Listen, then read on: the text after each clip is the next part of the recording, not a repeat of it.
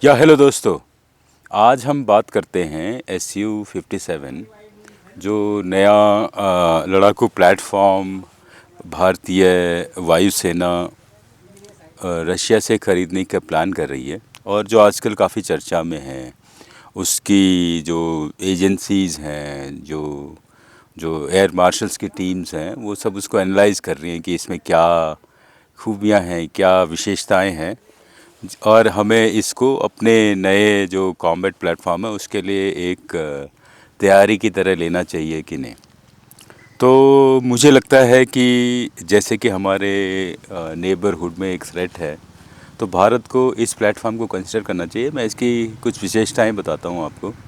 तो एक तो जो SU-57 प्लेटफॉर्म है, उसमें 6th जनरेशन कॉम्बैट एयरक्राफ्ट की काफ़ी फीचर्स डाले गए हैं, या कुछ फीचर्स ऐसे होंगे जो कमिंग ईयर्स में, आने वाले कुछ वर्षों में उसमें डाले जाएंगे। लेकिन प्लेटफॉर्म को उसके हिसाब से रेडी किया जा रहा है। तो उसमें से जो पहला, जो बहुत इम्पोर्टेंट फीचर है, वो है मल्टी स्पेक्ट्रल स्टेल्थ कैपेबिलिटी। तो ये इसको ऐसे डिज़ाइन किया जा रहा है कि ये किसी भी स्पेक्ट्रम में ना, जो ग्राउंड बेस रेडार हैं वो अलग अलग स्पेक्ट्रम में ट्रैक करते हैं थ्रेट्स को, तो ये किसी भी स्पेक्ट्रम में डिटेक्ट नहीं होगा।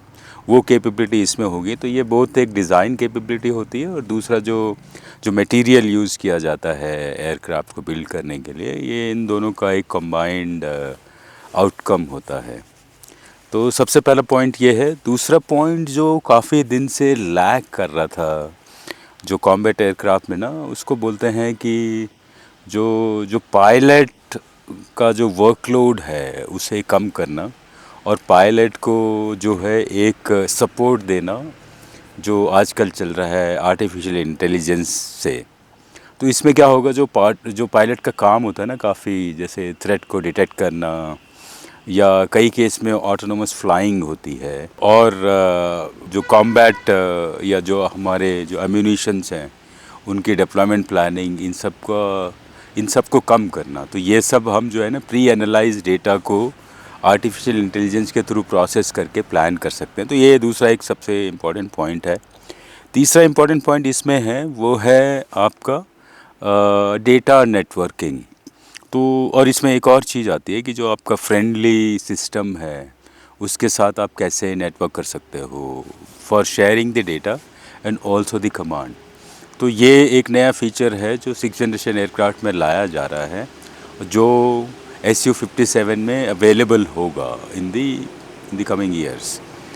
तो उसमें क्या होगा कि जो SU-57 है वो अपने ग्राउंड बेस्ड कमांड सेंटर्स हैं उसके साथ डेटा ऑफलोड कर सकता है, और जो उसके फ्रेंडली सिस्टम्स हैं जैसे ड्रोन हो गए, S70 मॉडर्न ड्रोन्स हो गए, उनके साथ डेटा शेयर करके कंबाइंड प्लानिंग कर सकता है। ऐसे और भी फीचर्स हैं जैसे साइबर सिक्योरिटी हो गया।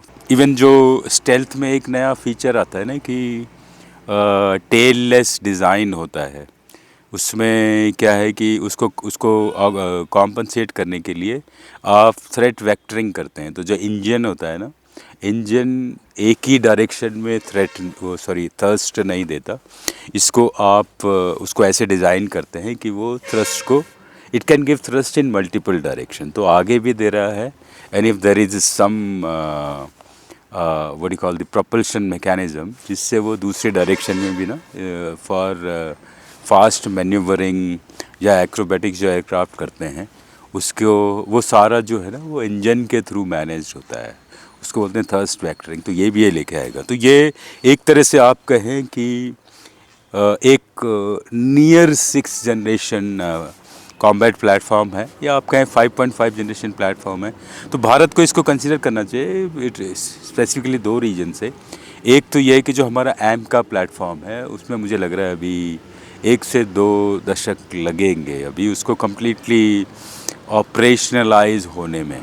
तो तब तक आपको एक ऐसा कॉम्बैट एयरक्राफ्ट प्लेटफॉर्म चाहिए जो आपके जो नेबरहुड में जो थ्रेट्स है ना, जैसे पाकिस्तान एक नया J-35A प्लेटफॉर्म एक्वायर कर रहा है। मुझे लग रहा है उन्होंने ऑलमोस्ट ख़रीद ही लिया है। जो उन्हें करीब एक से 2 साल में मिलना शुरू हो जाएगा। तो उसको आपको अगर कॉम्पीट करना है, उसको अगर आपको डोमिनेट करना है इनफैक्ट, तो आपके पास 1 से 2 SU-57 के स्क्वाड्रंस होने चाहिए। और तो एक एक पॉइंट तो ये हो गया कि एम का प्लेटफॉर्म ये है। दूसरा पॉइंट ये है कि ये जो प्लेटफॉर्म है, जैसे कि मैंने कहा कि ये रेडी हो रहा है 6th जनरेशन कैपेबिलिटीज़ के लिए। तो 6th जनरेशन कैपेबिलिटीज़ क्या होता है कि it's not only the technological capabilities, इसमें ऑपरेशंस भी होते हैं। जैसे मैंने कहा कि इसमें काफ़ी हद तक ऑटोनोमस ऑपरेशंस होंगे, काफ़ी हद तक जो है डेटा नेटवर्किंग होगी। तो इसके लिए ना आपके जो पायलट्स हैं, जो इंजीनियर्स हैं, जो बाकी एयरफोर्स का स्टाफ है, उसको भी रेडी करना पड़ता है। जो ग्राउंड स्टेशंस हैं, इंफ्रास्ट्रक्चर, ये सब रेडी होता है। तो ये आपको वो कैपेबिलिटीज़ ये वाला प्लेटफॉर्म देगा। एंड रशिया जो है वो प्रॉमिस कर रहा है कि ये सारे जो जो रशियन टीम्स हैं वो ये प्रॉमिस कर रहे हैं कि ये वाले जो टेक्नोलॉजिकल फीचर्स वो प्रपोज कर रहे हैं, ये अवेलेबल होंगे उस प्लेटफॉर्म में इन द कमिंग ईयर्स।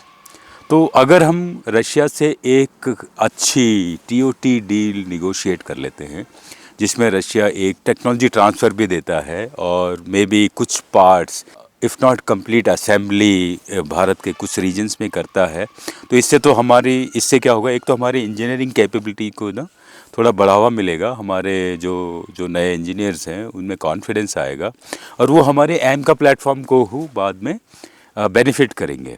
तो और दूसरा क्या है कि जो हमारा चाइना पाकिस्तान के एयर फोर्स को सपोर्ट कर रहा है ना, उसका एक रशियन टेक्नोलॉजी से एक अच्छा टेक्नोलॉजिकल कॉम्पिटेंस मिल जाएगा हमें।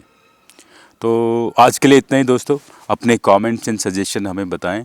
हम कोशिश करते हैं कि आपके लिए हमेशा एक top of the tier technology से रिलेटेड वार्तालाप लाएं, और इसलिए आपके कमेंट्स हमें उत्साह देंगे। थैंक यू, धन्यवाद।